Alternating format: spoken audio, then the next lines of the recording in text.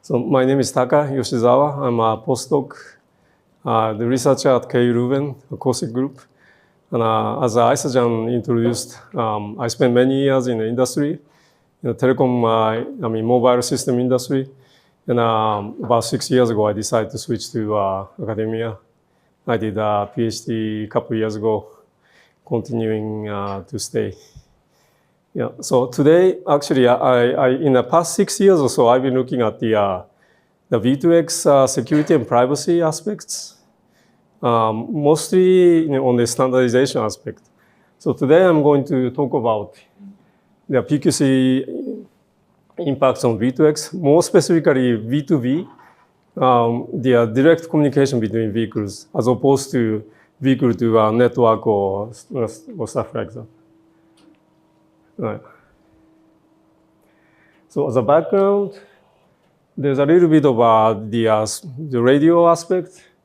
So some of the main countries have already allocated spectrums for the ITS purposes. For example, like the US, they originally allocated already like at 1999, and then Europe 50 megahertz. And as you can see, this part, like a 20 megahertz band, that's the kind of common area in many countries. US, Europe, and Korea, Australia, Singapore, China, and also Japan. So yeah, this 20 megahertz part is kind of the area that many countries use. So sorry for the partly Japanese text, but I took it from the Ministry of Internal Affairs and Communication, MIC. So it's a little bit of background of the spectrum allocation in Japan. Traditionally, this 70 megahertz band has been allocated to the broadcast service. And it's been an important part because Japan is known to have quite a bit of natural disasters like earthquakes and typhoons and the tsunami and so forth. So it's very important that the broadcast service can disseminate those warning messages to the general public and stuff like that.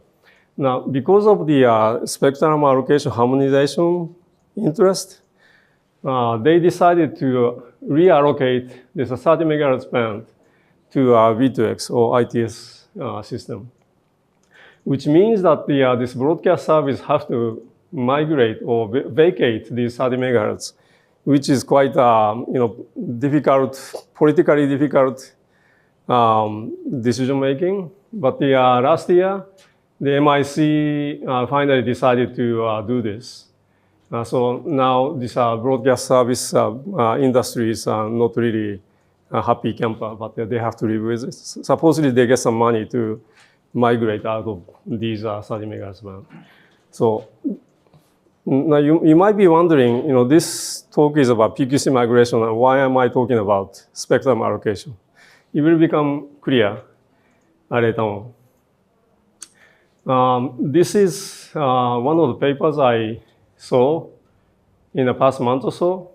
And according to this, they have kind of a prediction of how the signature algorithm can be broken in certain time frame.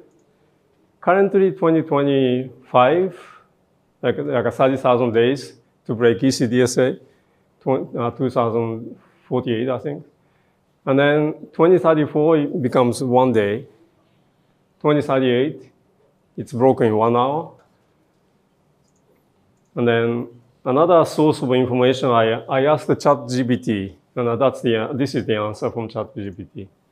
They say that the RSA 2048 will be broken sometime between 2035 and 2040. And then beyond 2040, there will be widespread quantum-capable cryptanalysis already happening. So there is a lot of concern about what's going to happen in the future. And I saw this article the other day. Chinese researchers break RSA encryption with a quantum computer. That's quite, sensational headline. It's kind of a, you wake up in the middle of the night and, oh, what this is. But actually, if you read this article, they say that it's a 22-bit RSA integer. So if you consider like a 2048 bits, is this really something that we need to be concerned about today? Or can we kind of, forget about it as a kind of future problem? I guess the answer depending on who you talk to, I guess. But this is something interesting to observe. In terms of the standardization, NIST has this publication, 8547, published in November last year, just about a year ago. They say that both signature and the key establishment algorithms, they say that the conventional one needs to be deprecated after 2030 and disallowed 2035, so across the board.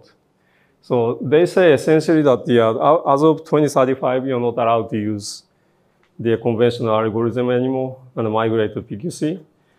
And then this is the information from other parts of the world, UK, EU, Canada, South Korea, and Australia.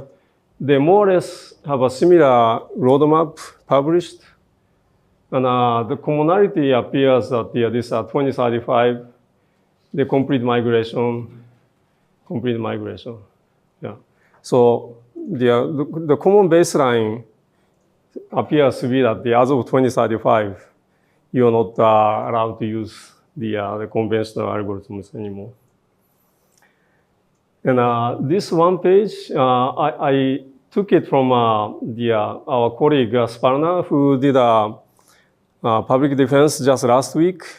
And I talked to her to get this one page for me. My interesting observation is that Korea and China, supposedly Korea decide to their own thing, and as I understand, it's already done. They already did their own selection process, and they decide to standardize these kind of Korean-based PQC algorithms. And China supposedly planning to do the same thing, not started yet, but yeah. So China, I think I can understand why they want to do their own thing, but South Korea, yeah, I'm not really sure what the motivations are. But it's an interesting observation. So the NIST standardization point of view, as you probably know all this stuff already, they started the standardization process in 2016. And then they defined the 5 different levels of the security strengths, depending on how difficult to break. The general tendency is that as the levels go up, the key size become longer. I'm basically looking at the signature algorithms because that's the interest in the V2X point of view. Initially, there were 37 or 19 submissions for the signatures in 2017. And then first 2 rounds, it went down to 19 to 10 algorithms in, I don't know which year. Yeah, 2020 or something. And then, 2020, so as of 2022, I think, so they pretty much came to this conclusion that these are the 3 signatures are finalists and 3 alternate algorithms. So this report published in July 2022, they announced that these 3 algorithms are standardized. And then these are the official names, as the previous the speaker already mentioned. So these are already published by NIST. So the conclusion as of this 2022, there's no more algorithms remaining as a candidate. So in October 2022, the NIST published this call for additional signature algorithm. And especially I note these underline additional general purpose signature schemes And NIST may also be interested in signature schemes that have short signatures and fast verification. So that kind of tells us some kind of something why they decided to call for more algorithms. And then at the end of the submission due date, there were 40 candidates submitted. And then second round candidate, which was published in October 2024, now we have 14 candidates down selected. So this is still ongoing, and as I understand, the next publication will be in next year sometime. Now, I'm going to talk about the impact on the V2X, specifically more on the V2B, as I mentioned earlier. And in more generally, I'm going to talk about the impacts or implications on any communication systems that uses this, quantum the algorithms with a limited bandwidth application like some IoTs devices. The problem with the PQC algorithms, both a public key and signatures are quite big. And it becomes increasingly bigger as the security level goes up. ECDSA, 32 bytes of the public key, 64 bytes of signature. And then this CAM is a cooperative awareness message that the ETSI defines. That's the message that contains like a vehicle's movement, like a position, direction, speed, and so forth. That's on average, it's something like this per message. And there can be like up to 10 messages the vehicle can transmit. Now, if we replace this ECDSA with all these three, the standardized algorithms, the message size becomes like this. The best case, it's 7 times bigger. In worst case, it's almost like 100 times bigger. And that's a problem.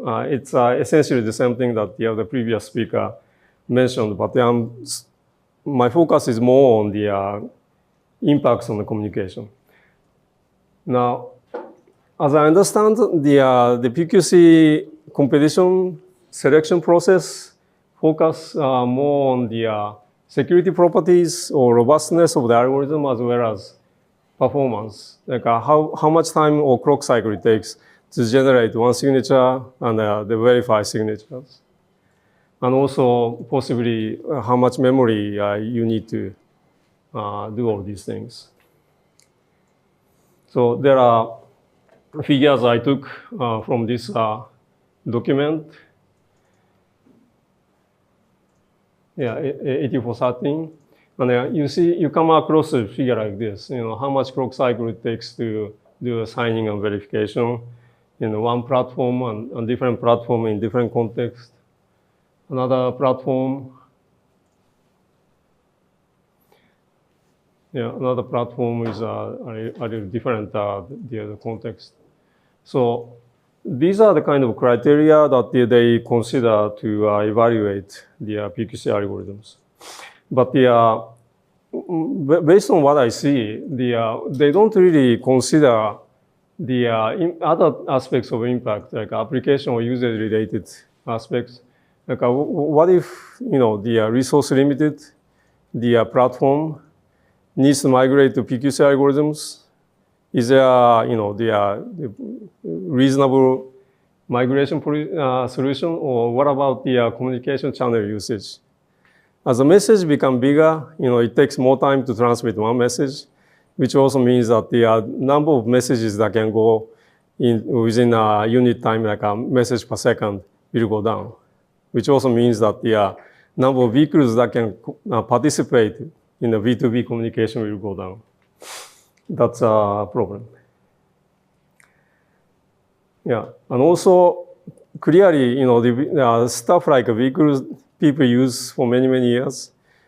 Some people drive the same car like more than 10 years, 15 years, or even 20 years.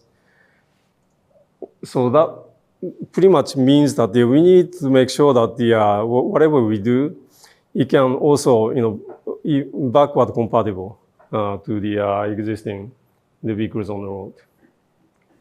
So I wrote this paper a couple of years ago, and to highlight this point.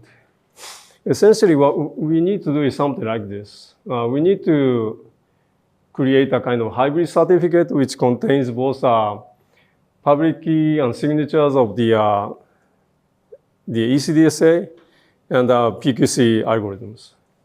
On top of it, we need to put the message signature of the CA.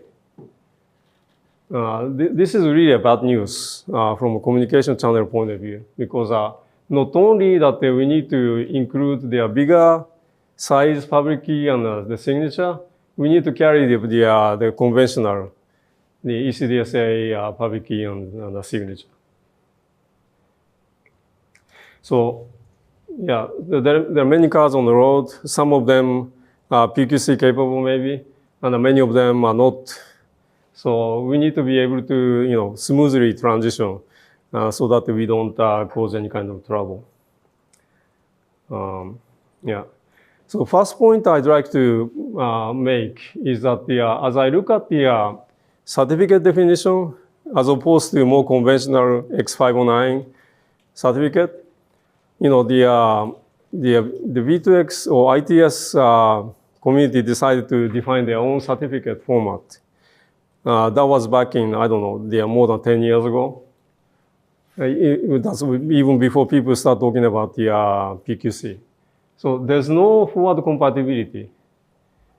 I said in the previous page that we need to do something like this, but we cannot. Simply because this definition doesn't allow any extra new information. But on the contrary, if we look at the similar, ASN1 definition from X509, it contains optional extension field. And so extension field, basically you can put any information, and then current implementation that doesn't understand this extension field just ignores it. So it's a nice way to have both old and new devices can coexist happily. So in case of legacy vehicles who can only support ECDSA, it doesn't understand this extension field and just ignores it. On the other hand, the PQC capable vehicles, it does understand this extension field, so it uses it. Now, everybody happy. So that's our first point of the existing standard specs.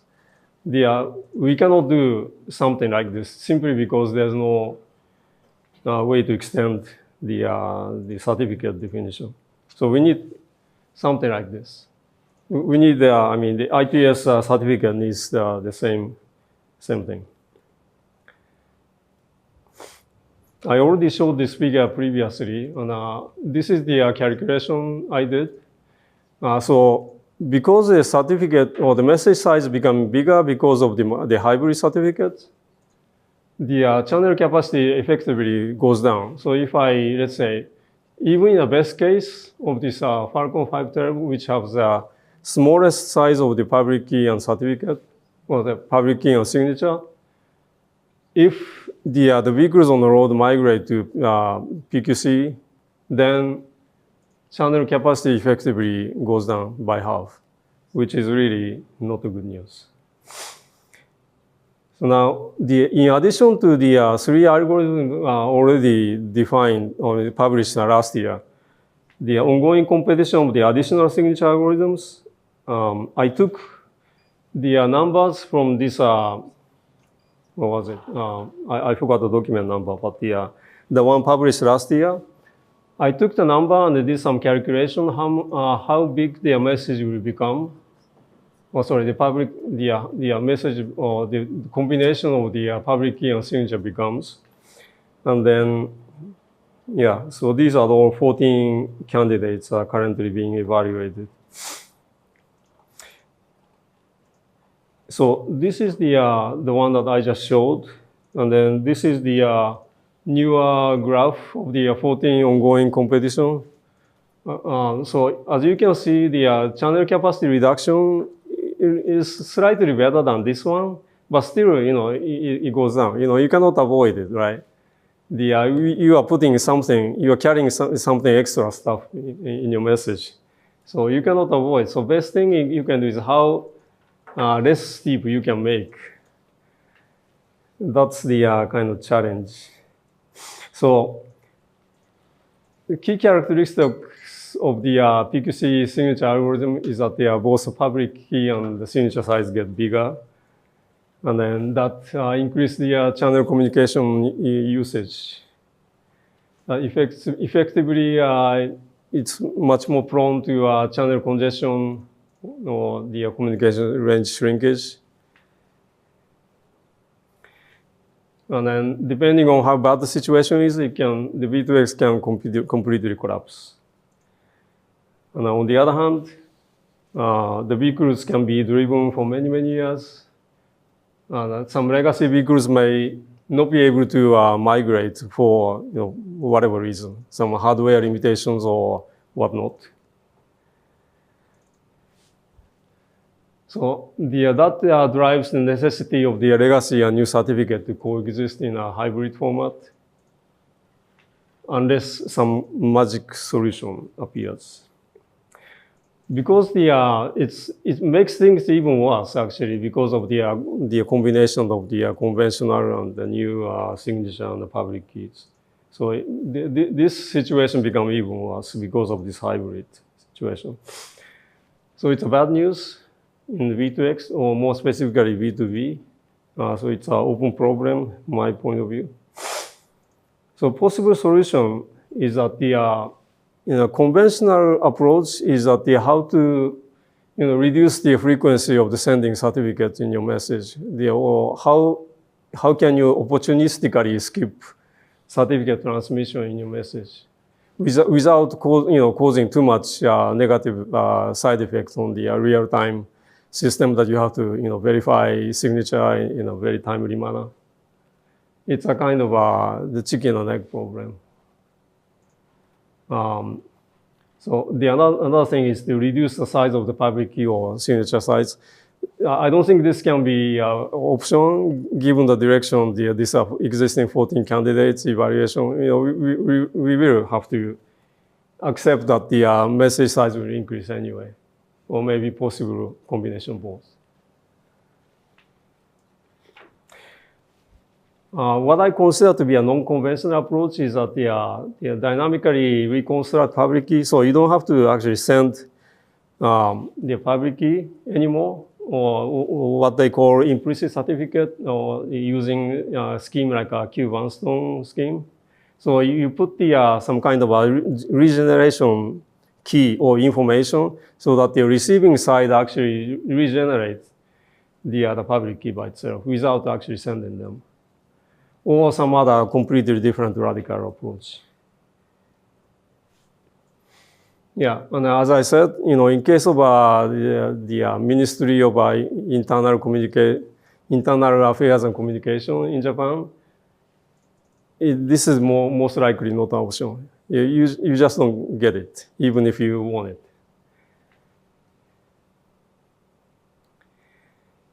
Yeah. Yeah. So I saw this the paper. It's a quite interesting paper. Written by this PhD student guy. There's some other people who actually participate to the PQC algorithm selection. I mean NIST conferences and stuff. It's a very nice paper, and they actually propose something new, which is good. But I see, as I saw, there are some holes and there are some gaps and misunderstanding. Something not really clear how this actually works or how it really helps. Yeah, they also include things like AI-based optimization, how to skip sending certificates or fragment the CAN message into multiple frames, which also creates an additional side effect. Yeah, so in my view, this is a nice paper, but the problem still remains. So related development, I just heard it from Isojan just yesterday. But there's a tendency, it's related to previous the presenter's talk. But in the web browsing context, there has been a kind of a proposed solution how to do this, minimizing the impact of the big certificate and signatures by introducing something called macro tree certificate. I read it very briefly last night before going to bed after dinner. And as I understand this article, I haven't read this RFC draft. But as I read this article, this solution is really tailored for the TLS session establishment only. Because during the TLS, there are multiple certificates being sent and also signature sent. And having, let's say, 5, 6, 7 certificates being sent during the session establishment can impact the performance, like how much it takes, how much time it takes to establish the certificate. So they came up with the idea to use a macro tree to just use one piece of information to indicate that all these certificates are valid. Now, again, I don't have a complete, detailed understanding of how this works, but based on what I read on this article, that seems to be the way. So this solution is really tailored specifically for the TLS session establishment. And I would say that it doesn't really apply to V2X because especially V2B communication, it's a single certificate you have to send every time, and you change so often. So yeah, this solution doesn't quite apply. So from my point of view, the problem still stands.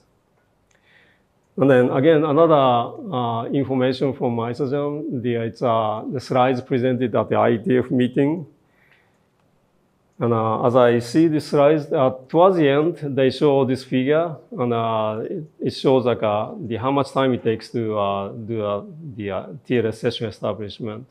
So they are also looking at the kind of similar to a NIST, how much time it takes to establish a TLS session, and that's a kind of a perspective that they are considering.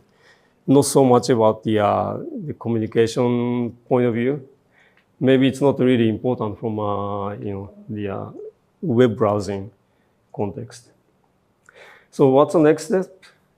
We need a new solution that minimizes the impact of the channel capacity reduction or capacity increase, usage increase, irrespective of the public key and signature size. And quite possibly some radical departure from the conventional approach might be needed. And effectively address resource-constrained devices and IoTs. What if you don't have enough memory to store all these certificates and the keys and stuff? In addition to the private key, you need to also install in your IoT device. Now, what about the so that's what I just mentioned.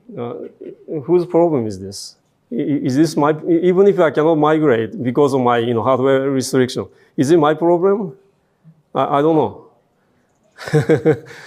Can I be exempted from this PQC stuff? I don't know. I don't know if anybody is really talking about it or considering, or maybe PQC stuff is still years away.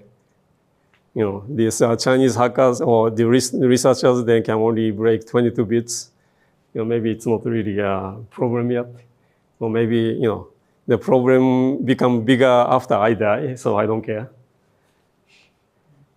Yeah, so it's a to be continued from my point of view. Yeah, so that concludes my presentation. Thank you for your attention.